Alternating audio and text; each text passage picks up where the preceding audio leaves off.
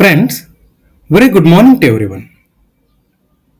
We are dealt with many reactions, and in the reaction process, the starting material reacts with some reactants and convert into products. How these reactants and the substrate react and how it is getting converted into the product. To know these things, how it occurs, we study about reaction mechanism. This reaction mechanism explains the actual process of how the reaction takes place. It explains about which bonds are broken and which are formed. How are they broken and formed? What is the order of breaking of bonds and the formation of bonds? How many steps are involved in the process of bond breaking and bond forming? And the rate of formation of bonds and the breakage of bonds.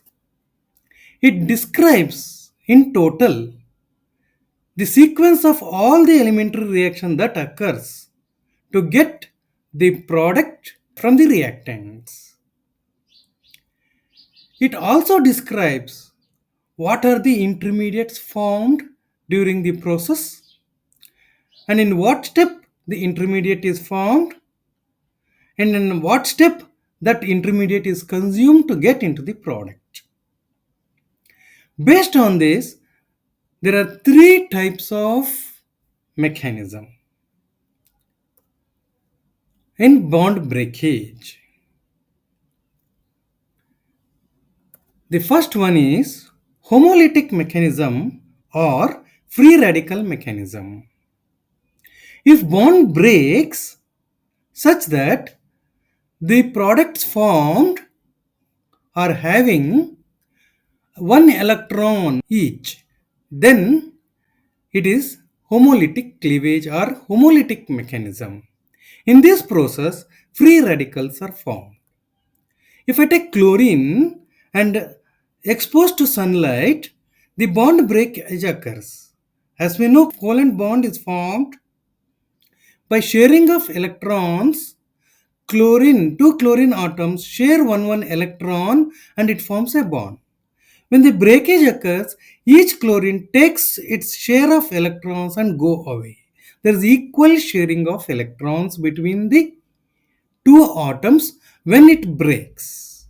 In case of methane, if I take CH4, carbon hydrogen, when it is broken, the carbon takes one electron and hydrogen takes its electrons and go away to give methyl radical and hydrogen free radical. Free radicals are formed in the process of homolytic cleavage. Another mechanism is heterolytic mechanism. In this, bond breakage occurs and one fragment takes away both the electrons, leaving the other fragment deficient. That's why we get cations and anions. The one which loses the electron forms cation. The one species which gains electron forms anions. Example, alkyl halide if I take, and if I supply energy in the form of heat, it breaks, and during the process, as chlorine is more electronegative than carbon, when it breaks, it takes away both the electrons and go away. That's why I'll get chloride anion and a carbon cation. Reverse can also occur. In halogen, here the leaving group takes away the electrons and go away, giving a cation. If leaving group leaves the electrons and take away only the atom, then it gives an anion. In case of RCH2CO or the alpha hydrogens, the one which is adjacent to the carbonyl group, it is acidic enough to leave the proton and amine a base which is basic enough to abstract that proton. It is already electron rich amine. It takes away the proton, and this hydrogen, it leaves the electrons on the carbon only, and it gives rise to carbon ions. In heterolytic mechanism, cations and anions are formed. There are few reactions which occurs by pericyclic mechanism. In case of homolytic mechanism, there is bond breakage by equal sharing of electrons. In case of heterolytic mechanism, bond breakage occurs by unequal sharing of electrons. In case of pericyclic mechanism, the bond breaking and making occurs without the sharing of electrons. In other words, there is no formation of either free radicals or carbocations or carbon ions. Here, no intermediates are formed.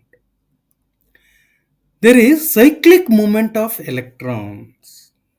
That is, pi electrons moves cyclically. Or one pi electron and one sigma electron move cyclically. Acetylene, when it is heated with on a red hot tube of iron or copper, it gives rise to benzene. In this process, the electrons move cyclically. No intermediates are formed. This is pericyclic mechanism. Based on this mechanism, in organic chemistry, there are only four types of reaction. Addition reaction, which we have shown here, an elimination reaction, or a substitution reaction. If this do not occur, it undergoes rearrangement reaction. The addition reaction may be an electrophilic addition in which an electrophile adds to the substance. For example, halogenation, hydrohalogenation, hydration of alkenes come under this category of electrophilic addition. A nucleophile can get added up. For example, you have seen about aldol condensation, where a nucleophile adds up across the carbonyl group. A radical addition, hydrohalogenation of alkenes in presence of peroxides follows radical addition. Peroxides reacts with the hydrogen halide and it gives rise to halogen radical, and halogen radical which is formed reacts with alkene and adds up to the double bond. That is radical addition. Or it may undergo elimination reaction. If the elimination takes place from the alpha carbon, then it is alpha elimination. If elimination takes from beta carbon, it is beta elimination. Examples like dehydration of alcohols, elimination reactions of alkyl halides come under the category of beta elimination. We have seen that elimination reaction can follow either E1 mechanism or E2 mechanism or even CB mechanism. The substitution reaction is also called as replacement reaction. One group is substituted by the other group. If the nucleophile is involved, it is nucleophilic substitution. If electrophile is involved in the substitution, it is electrophilic substitution. If nucleophilic substitution occurs in aliphatic compounds, it is nucleophilic aliphatic substitution. If it occurs in aromatic compounds, it is nucleophilic aromatic substitution. If nucleophile substitution occurs in acyl compounds, then it is nucleophilic acyl substitution. In nucleophilic aliphatic substitution, we have seen about the substitution in alkyl halides where it follows SN1, SN2 mechanism and SNI mechanism and so on and so forth. Aromatic substitutions By nucleophile involves two mechanisms: elimination addition mechanism and benzene mechanism. Nucleophilic acyl substitution can also follow either SN1 or SN2 mechanism. Electrophilic substitution or electrophilic addition. In electrophilic substitution, the chlorination of acetone is an example. Electrophilic aromatic substitution, we have seen about nitration, sulfonation, halogenation, alkylation, acylation, and so on and so forth. Radical substitutions, we have seen halogenation of alkanes. If there is another reactant to react, the substrate or the starting material undergo reaction. If it do not get any other reactant, then it reacts among itself to a more stable product. That is rearrangement reaction. There may be 1, 2 rearrangement or 1, 3 rearrangement at the most, or pericyclic reactions. Friends, in chemistry there are only 4 reactions: addition, elimination, substitution and rearrangement. What all the reactions we do, either the substrate will change or the reactant will change. But basically, it can add up, or it can eliminate it, or it can get substituted. If nothing occurs, it rearranges itself. All these reactions and rearrangements occurs for stability of the compound. To gain stability, as we work for stability, chemicals also work for stability. Now, the question is how to determine the mechanism of the reaction. Whether addition takes place, if at all addition takes place, how it takes place. And if elimination takes place, how it takes place. When elimination will take place, when addition will take place. Or what are the conditions necessary for the substitution to take. And what are the conditions, under what conditions the rearrangement takes. And all these things can be answered by knowing the reaction mechanism.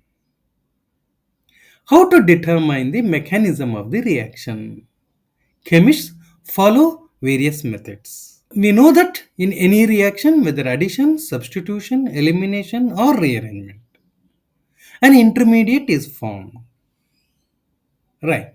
And we know that these reaction intermediates which are formed like free radicals or the carbocations or carbanions or nitrines or carbenes, all are highly reactive species. As they are so reactive, they are highly unstable.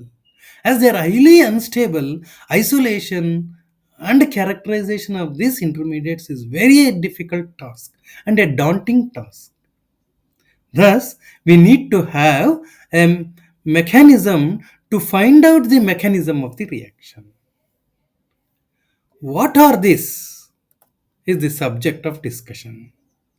Before that, for the reaction to occur, the thermodynamics and kinetics plays a very important role.